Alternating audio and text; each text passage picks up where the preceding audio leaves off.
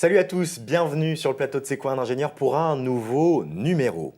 Alors aujourd'hui, je vais vous parler de ces milliers de personnes qui mènent une double vie. La journée, côté pile, on dirait des individus normaux. Ils se plient aux règles et aux contraintes imposées par notre société. Mais côté face, une fois les masques tombés, ils partent à l'aventure, le grand foutoir, comme certains ont envie de l'appeler. Alors non, je ne parle pas des agents secrets, mais des étudiants entrepreneurs. Côté pile, ils écument les bancs des amphis et passent leurs examens. Mais côté face, ils rêvent d'être les prochains Mark Zuckerberg.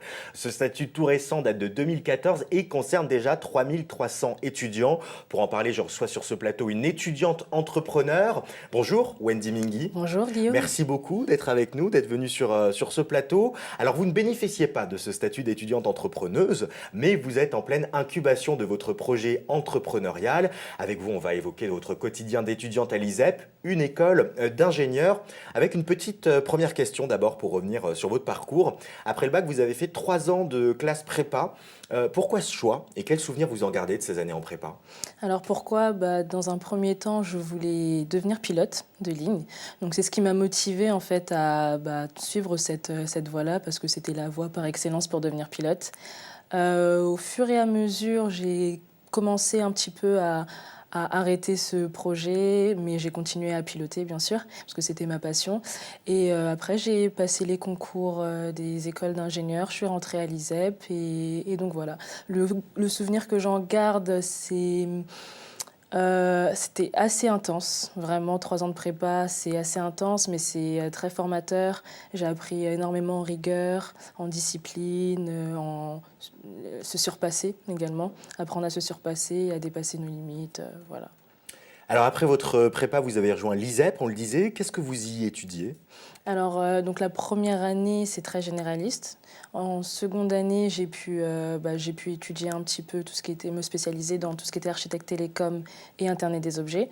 Donc là, j'ai pu étudier plus en détail tout ce qui était télécommunications, réseau, voir un peu plus au niveau du déploiement des réseaux 2G, 3G, 4G, etc.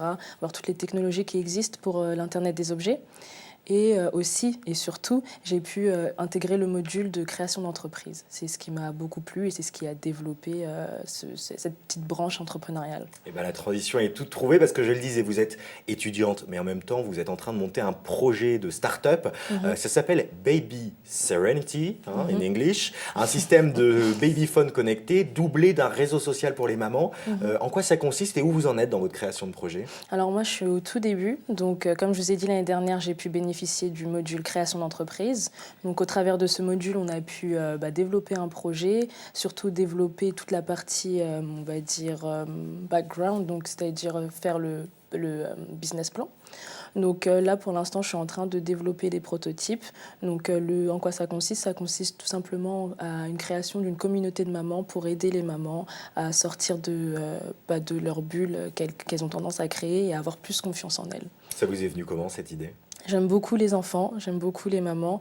Et dans mon entourage, il y a beaucoup de mamans qui ont tendance à s'isoler lorsqu'elles deviennent mamans.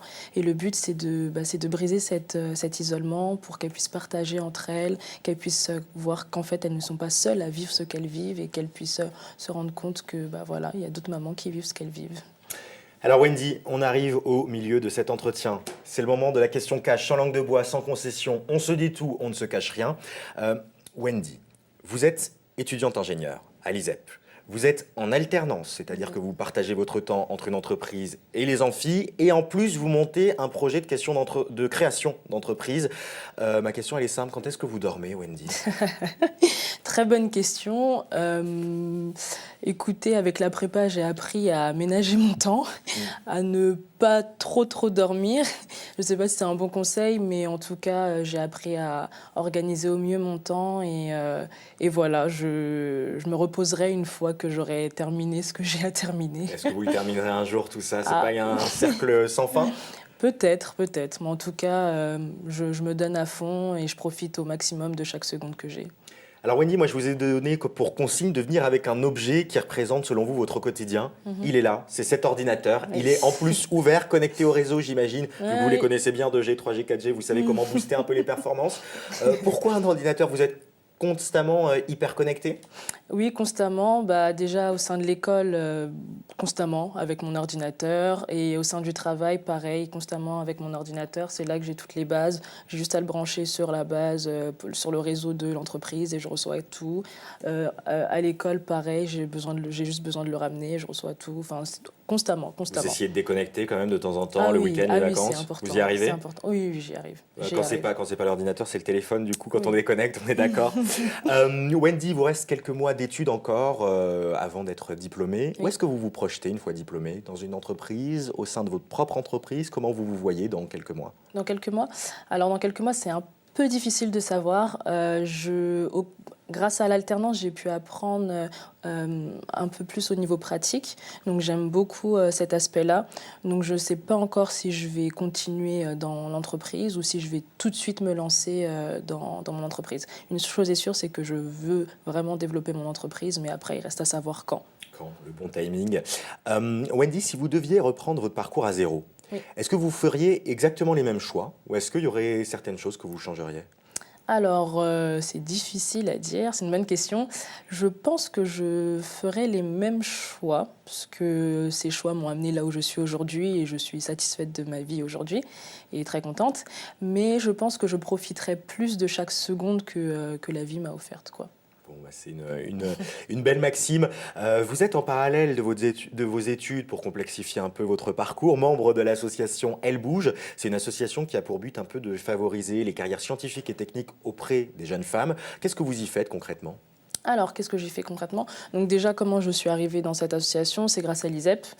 Donc on reçoit pas mal de mails voilà, favorisant notre partenariat avec Elle Bouge. Donc tout simplement, un jour, j'ai participé à un événement qu'organisait Elle Bouge et par ce biais-là, j'ai pu développer une certaine relation étroite avec la chargée de communication Amélie Nicaise. Et du coup, ce que je fais, c'est que je vais parler soit aux étudiantes lycéennes ou collégiennes.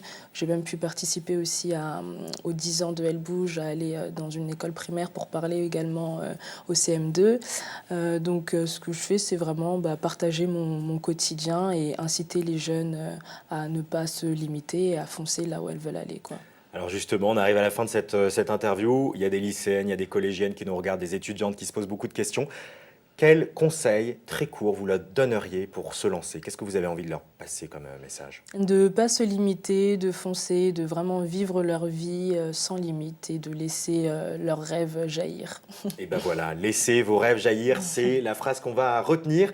On arrive déjà à la fin de cette interview. Grâce à Wendy, on a pu découvrir que les étudiants et étudiantes ingénieurs ont de la ressource, qu'ils savent innover, inventer et créer des projets ambitieux. Tiens, on va terminer d'ailleurs avec le selfie que vous nous avez envoyé, Wendy.